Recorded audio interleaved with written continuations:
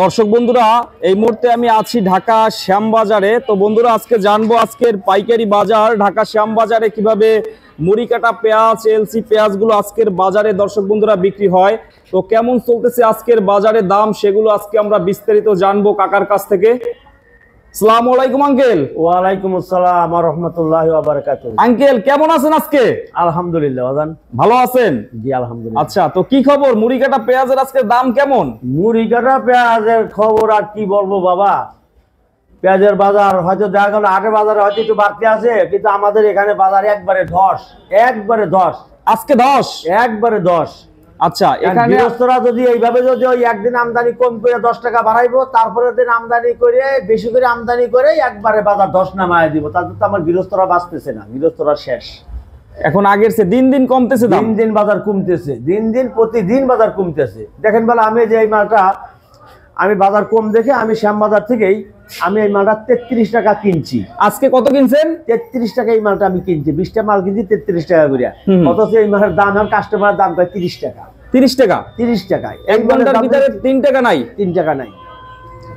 তাইলে এখন কেমনে গৃহস্থ, তাহলে কিভাবে বেচবে? গৃহস্থ বাঁচবে না, যারা আমরা কিনতেছি তারাও আমরা নাই। আমরা সকালে তো 38 টাকা বিক্রি ছিল। হ্যাঁ, সকালবেলা 38 টাকা যে কালুখালির যে মালটা একবারে হাই কোয়ালিটির মালটা, ওই মালটা হয়তো 38-37 বেচা কিনা হয়েছে, তারপরে থেকেই বাজার কম। এখন আবার কমে গেছে? একবার কমে গেছে, এখন কমছে দাম। তো এখন কৃষকদের কি অবস্থা? কৃষক আর বাঁচার কোনো লক্ষণ নাই। কৃষক হয়তো কিছু কিছু কৃষক দেখেন হাত করে মারাও গেছে, হয়তো আমরা জানি না। বুঝতে পারছেন? কৃষকদের অবস্থা খুব ভয়াবহ, ভয়াবহ।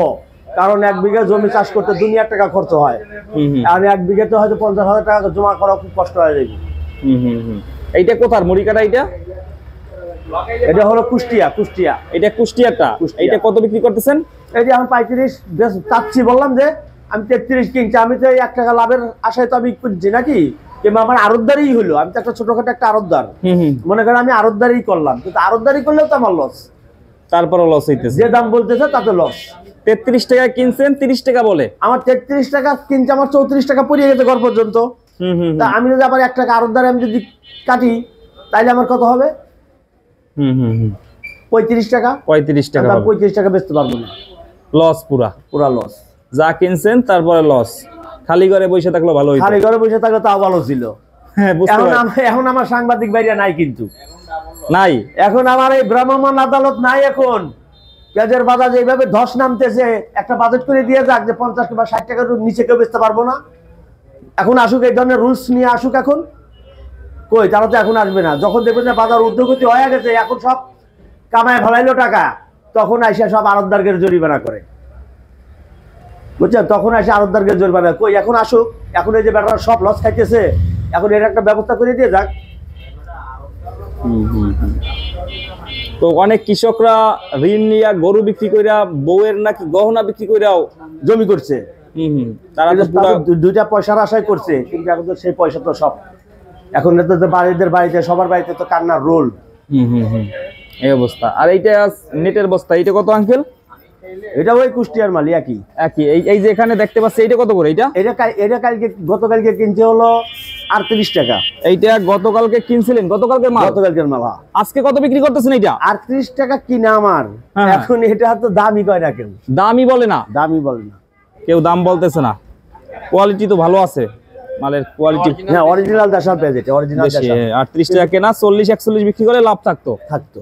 এখন এইগুলা যেটা 33 টাকা কিনছেন, 30 টাকা বলে। 30 টাকা বলে। এখন কি করণীয় কৃষকদের? এখন কৃষকরা তো শেষ, কৃষকের বাঁচার আর কোনো লক্ষণ নাই। এখন বাকি আল্লাহর ইচ্ছা, আল্লাহ যদি বাঁচায় সামনে, যদি একটু চালাকি করে যদি উঠাইতে পারে, তাইলে হয়তো বাঁচতে পারে। আর নাহলে হাটে ঘাটে যদি বেঁচে ফেলে, তাইলেই ভালো থাকবে। তাইলে ভালো থাকবে এই জায়গায় টাকা না দিয়ে। আমদানি আজকে মনে হয় অনেক হয়েছে আঙ্কেল। আজকে প্রচুর আমদানি। ওই যে দেখছে কালকে 45-46 বেচা কিনা হয়েছে। এই যে আজকে বেশি করে ঢোকাই, বেশি করে দাম পাবে। কৃষকরা বুঝতেছে না, অতিরিক্ত লোভী তারা। মানে একদম আপনারা একটু দাম বাড়ে সব সব উঠাইতেছে। কারণ আস্তে আস্তে উঠাইলে কিন্তু দামটা পাইতো। অবশ্যই। নাহলে কিছু কিছু হাটে বিক্রি করতো, কিছু কিছু জায়গায় দাদন দিছে, তাকে কিছু কিছু দিত, আর হাটে বেশি দিত, তাহলেও করে পয়সা পাইতো। তো ইন্ডিয়ান পেঁয়াজ কি আসে আঙ্কেল? ইন্ডিয়ান পেঁয়াজ আসে, কিন্তু রেট তো অনেক বেশি, কিন্তু ওটা খাচ্ছে না। তো ইন্ডিয়ান চলতেছে না? চলতেছে না। ইন্ডিয়ান যদি পুরোপুরি বন্ধ হয়, তারপরেও কি দাম বাড়বে? মনে হয় না। আপাতত এই 2-3 মাস বাড়ার মতো কোনো আমি আলামত দেখতেছি না, কারণ আমাদের দেশে যথেষ্ট পরিমাণে পেঁয়াজ আছে। দেশে যে পেঁয়াজ যে ভালো হয় নাই, তারপরেও যথেষ্ট পরিমাণে পেঁয়াজ আছে। আর যদি সবাই যদি পেঁয়াজ ঠিক মতো লাগাইতো, আর যদি ঠিক মতো খেতে যদি হইতো, তাহলে আমাদের আর অন্যের আশ্রয় নেওয়া লাগতো না। ইন্ডিয়ান কৃষকরা তো আঙ্কেল কান্নাকাটি করতেছে বাংলাদেশে দেওয়ার জন্য, এই বিষয়ে কি বলতে চান? আমাদেরটাই তো আমাদের কৃষক দাম পাইতেছে, তা আমরা ভারতেরটা দিয়ে কি করবো? মানে জমিতে নাকি আগুন দিয়ে পোড়াই দিতেছে পেঁয়াজ। দিলে তাও ভালো হবে, সার হবে, সার হবে, সার হবে। এই অবস্থা, কৃষকদের অবস্থা খুবই খারাপ।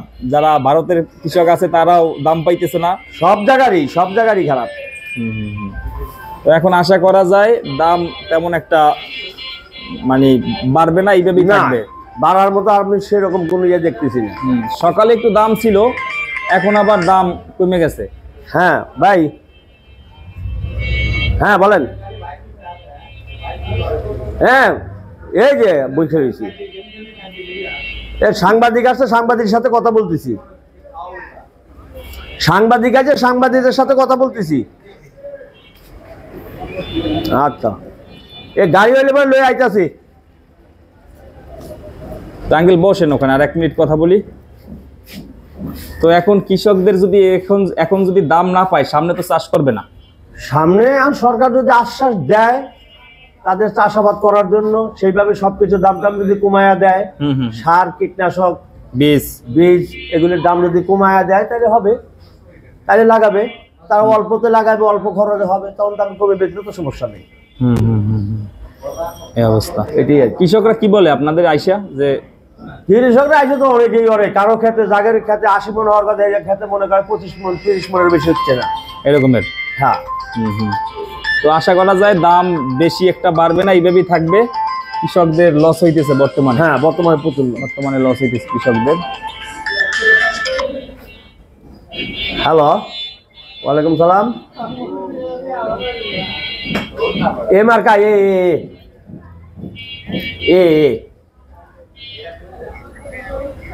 খালি ওজন দা গাড়ি 5টা। না এটা তো গৃহস্থের মাল, কি মার্কা দেওয়া তো।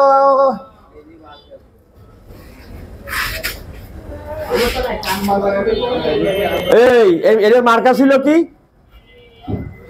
5টা মাল যে ঘাটে দিলে আছে, মার্কা কি ছিল? মান্নান মার্কা, মান্নান সিল দেওয়া, মান্নান সিল। হ্যাঁ, মান্নান সিল মারা।